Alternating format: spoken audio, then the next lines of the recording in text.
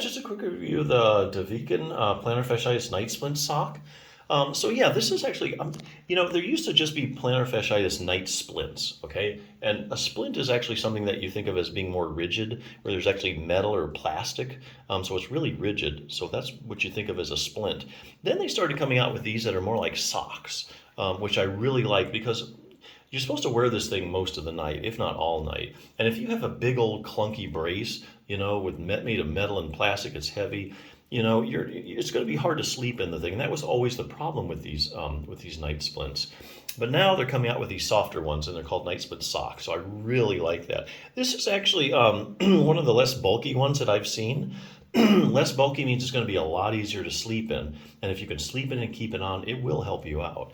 The whole problem with plantar fasciitis is an incomplete healing process. And so when you're sleeping, the plantar fascia tends to contract and gets stiff. And so one of the hallmark symptoms, really one of the diagnostic symptoms of plantar fasciitis, is when you get up in the morning and those first few steps are so painful. And that's because it's so stiff and it's contracted. So these work so well because they actually keep the plantar fascia stretched out all night so that when you do get up and you do walk around, you don't overstretch it and cause damage. And that actually sets you back a lot. That's one reason why, people continue to have it, because it keeps getting re-injured. These night splint socks actually kind of just get rid of that whole problem by just keeping it stretched all night. Anyway, so less bulky, really like that. It's also got a good breathable material, which is good because even if the thing is a great brace or splint, does everything it's supposed to do, if it's not comfortable and you can't wear it, what good is it? So a lot of these ones, the material is not really so breathable, and so what happens is your foot sweats in it.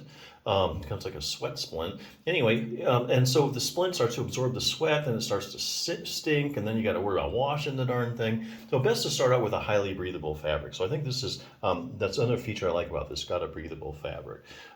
So anyway, if you're in the market for that, these things do work, if you can tolerate them, and the fact that it's more of a sock than a splint actually makes it more wearable. So if you're in the market for one, I think it's a pretty good one.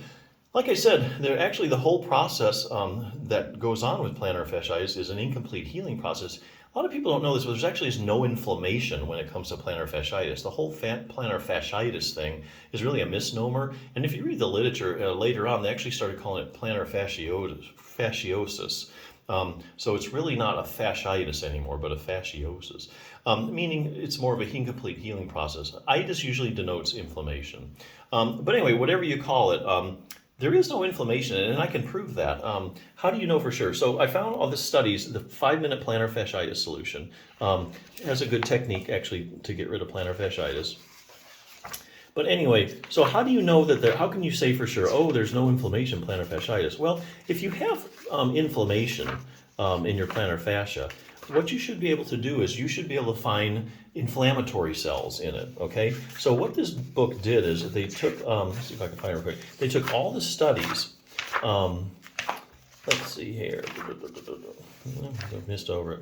They took all the studies, the biopsy studies, okay? So biopsy is where they go in and they take people with chronic plantar fasciitis. They take a little piece of the plantar fascia out, okay, and then they look at it under a microscope. And they say, hey, do we find any inflammatory cells?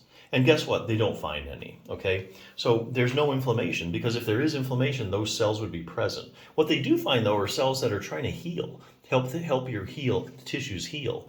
So they find, basically, this is a tissue that just keeps trying to heal itself without inflammation. Tennis elbow is actually kind of the same thing. So inflammation does not appear to be a major feature of plantar fasciitis. It isn't, but they do find evidence of degenerative changes. So basically, this is a tissue that's being stressed, and it's just trying to heal itself. If you spend your time treating the inflammation, you're not going to get better. What you need to do is treat the incomplete healing process. And stretching, the 5-minute plantar fasciitis technique is actually, it's a stretching technique. And so it's actually been proven in like randomized controlled trials. Now, if you want to prove something in medicine is effective, you're going to run a randomized controlled trial. Like if you want to say your pain pill is effective, you're going to do a randomized controlled trial. Or some back pain therapy. You're going to do a randomized controlled trial. That's the highest form of proof in medicine that treatment's actually effective. There's at least 4 or 5 randomized controlled trials showing that this is effective, 90+% effective for chronic plantar fasciitis sufferers.